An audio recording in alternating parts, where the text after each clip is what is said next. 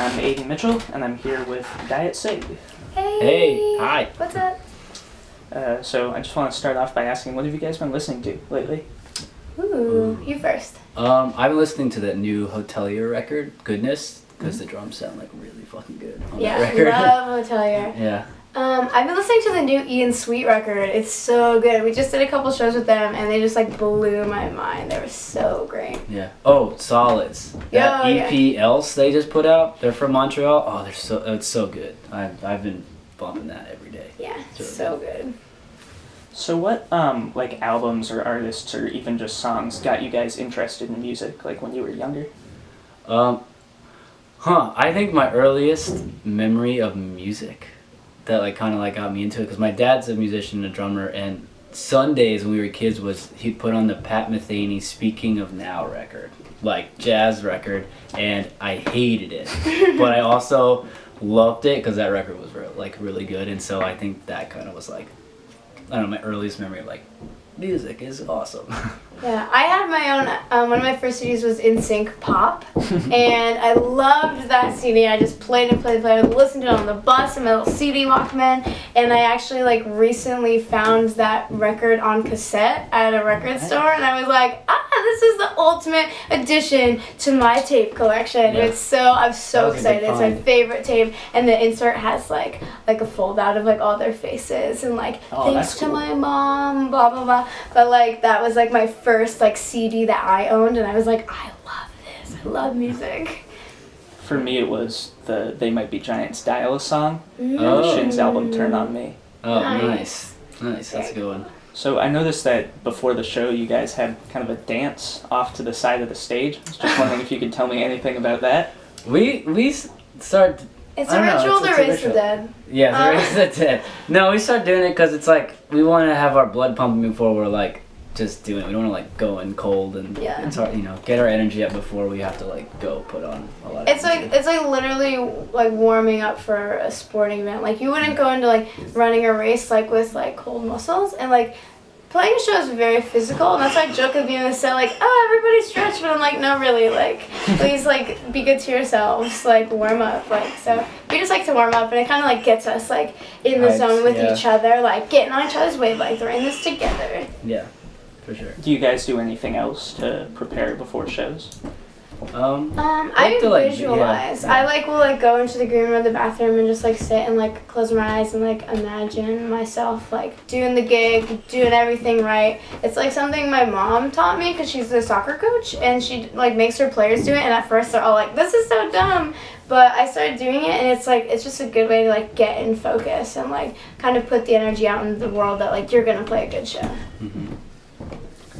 So you guys have been touring with Free Cake for Every Creature. Do you guys prefer doing solo shows or touring with other bands, or both, or neither? We like touring with other bands because It's so fun. It's fun because then you have like the same, who's gonna be at the next show, like who you're playing with, and then you start building these bonds and these relationships with them, and it's great, and it carries on to like they might know someone that you grew up with or something back in the day, Yeah, and it's this totally. whole other thing, and so it's fun. It's like what you're like getting into every night. Yeah, and it's fun, especially because, like, I mean, Free Cake is, like, one of our favorite bands, so it's, like, really exciting to just, like, see an awesome band, like, every night.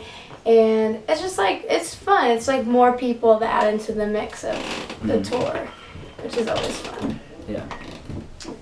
So outside, I know a lot of people will ask about other musicians that have had an influence on your work, but what are some, like, non-musical influences on your work, if you have any?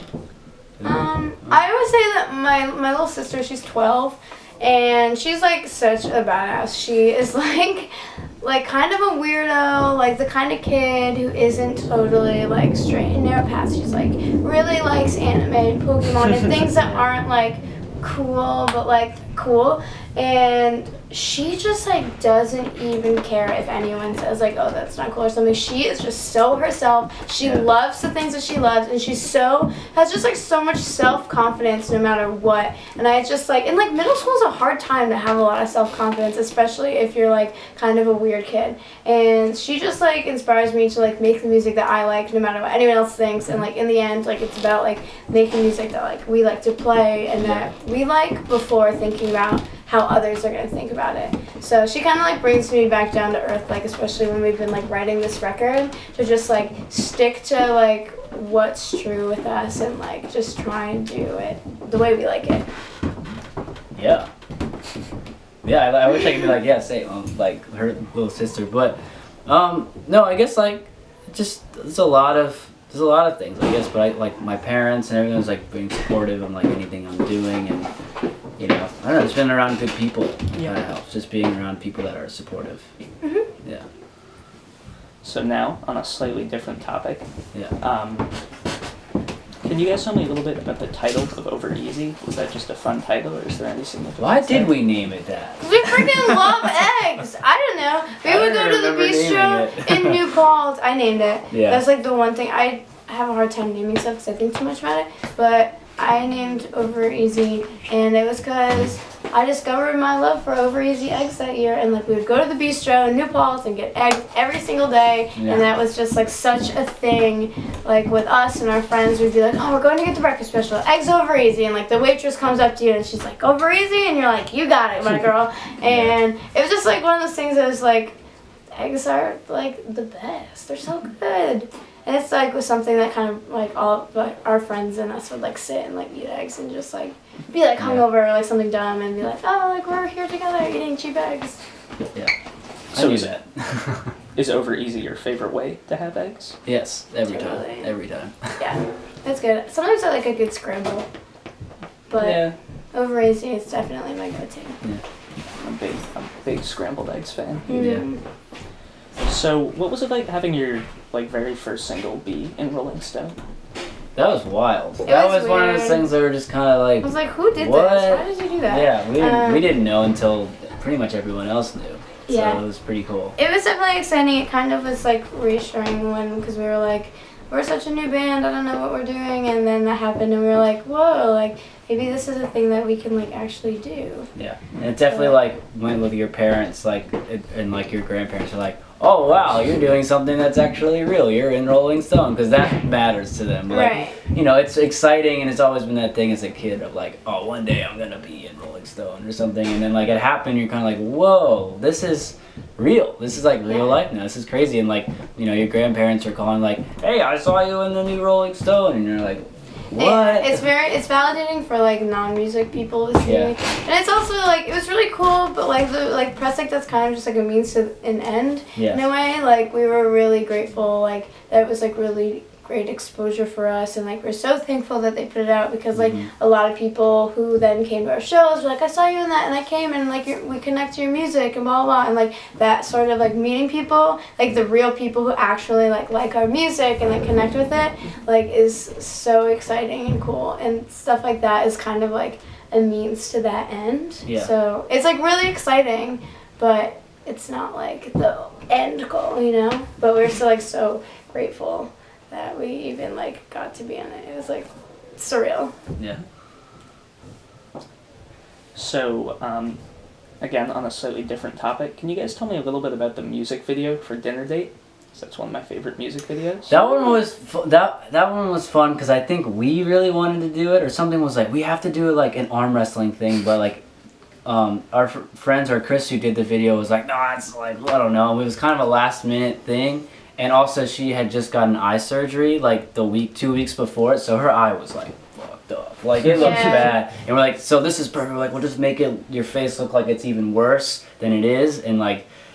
It worked out, and it was fun because like all of our friends were there, and like I wish we were saying this earlier to someone else, but like we wish we had like the B-sides of like all the different characters, because like I think there we was have them there's somewhere, definitely like, like so on a many hard drive. outtakes. Yeah, there's so many more characters that like we like she challenged that were so funny, but we just like the song you know, was just too short, but we Yeah. picked some of the best ones, but there's definitely some good cameos in there. Yeah. Can you tell me about a few of those? Oh well. Well, Ben from Power Bottom did one that was really good. Yeah. Ben's hand made it and shit. Ben's hand is in. The big hand Uh, that like sucks back in. yeah. That's Ben's hand. Our friend dressed up as like a butcher with like Oh, the with, like, blood and like blood a all over him. Yeah, that was chainmail pretty like funny. apron. That was really funny. I forgot about that. Um, I don't even remember. There was like it was such a blur of just like insanity that Ariel Kalman's was Ariel- really good. Yeah, she was a little bit like. She was like cool Seductress, girl, yeah. like pop the bubble gum and Yeah. hers was really good. Yeah. There were a lot of really funny ones. Like there were just so many, and we definitely like have to release the B-sides or something Yeah. because they're really good. I'll ask Chris The tonight B-roll. because we've been asked about this twice actually today, so I have to. I think it's in the air. I have to Yeah. ask. So, as a final question, what is a question that you always want interviewers to ask you, but you never get asked, or a question you really hate being asked? I have a lot of questions that I hate. Yeah. A lot of Oh. questions just that are like really sexist. Like, oh, like what do you? I don't know. Like, are you guys dating? Yeah. Or like, I don't know. You know, like just like there are some rude questions, but I don't like the one that's like, how did you meet? Because that one can be frustrating. Yeah. You just feel like a broken record. Yeah. Well, like, I guess questions that like to ask like, I don't know. Like I like basketball.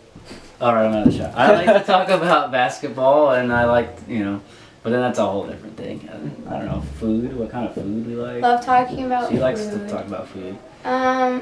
We have like some like funny stories, like tour stories. Yeah. Like one time at South by Southwest, I stole a garden gnome and like air shredded it on stage and like held it hostage for 3 days and like finally returned it, and then they didn't even care. They just like left it outside. And I was like, That was over dramatic. That whole experience was over dramatic. yeah, no, I like being asked questions about like crazy tour stories or like food stuff because we love food.